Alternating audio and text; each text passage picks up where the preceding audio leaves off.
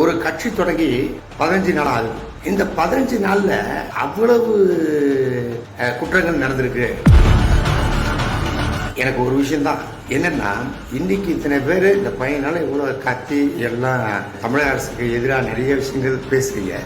அதை பார்த்துட்டு தான் இருக்கேன். எனக்கு என்னன்னு கேட்டீங்கன்னா, இதே குற்றம் கடந்த ஆட்சியில நடக்கலையா?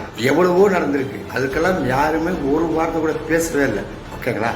பொதுவா எந்த கட்சி வந்தாலும் சரி, இந்த கட்சி அந்த கட்சி எந்த கட்சி வந்தாலும் குற்றங்கள் நடக்கதான் செய்யும். அதை கட்டுப்படுத்துறதுக்கு, அதை ஒரு கண்ட்ரோல் கொண்டு வரதுக்கு கவர்மெண்ட்டுக்கு நாம்பளும், அதாவது ஓட்டு போட்டு ரெஸ்பான்சிபிளா இந்த ஆட்சி வேணும்னு சொன்ன நாம்பளும் ஒரு ரெஸ்பான்சிபிலிட்டியா இருக்கணும். நான் சொல்றது தனி மனித ஒழுக்கத்தை பத்தி சொல்றேன், இருக்கணும். ஆனால் எதுவுமே இல்லாம ஓட்டு திட்டிக்கிட்டு இருந்தா என்ன பண்ண முடியும்? ஒரு கால அவகாசம் கொடுக்கணும். ஒருவேளை தீர விசாரிக்கணும், ஒருவேளை இந்த தப்பு அவர்தான் பண்ணாரா என்ன ஏதுன்னு. ஆனா விசாரிக்காம டக்குன்னு முடிவு எடுக்கவே முடியாது.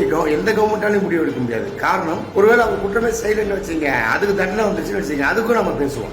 பாத்தீங்களா, ஒரு நிரபராதி அவர் தண்டிச்சிட்டாங்க கவர்மெண்ட், இது ஒரு கவர்மெண்ட் அப்படின்னு சொல்லிட்டு. அதனால நம்மளும் கொஞ்சம் மக்கள் ஆகிய நாமளும் கொஞ்சம் கவர்மெண்ட்டுக்கு சப்போர்ட் பண்ணணும். சில குற்றங்கள்லாம் நடக்காம இருக்கிறதுக்கு என்ன பண்ணலாம், எப்படி இருந்தா நல்லா இருக்கும் அப்படின்னு சொல்லிட்டு நம்மளும் நிறைய விஷயங்களை வந்துட்டு கடைபிடிக்கணும். அதான் என்னுடைய சின்ன வேண்டுகோள். ஒரு மக்களா இருந்து நான் ஒரு சின்ன ஒரு வேண்டுகோள் மக்களுக்கு வைக்கிறேன். இந்த கவர்மெண்ட் நல்லபடியா நடக்கும். இன்னும் நிறைய விஷயங்களை தமிழக முதலமைச்சர் அவர்கள் எடுத்து வருவாங்க.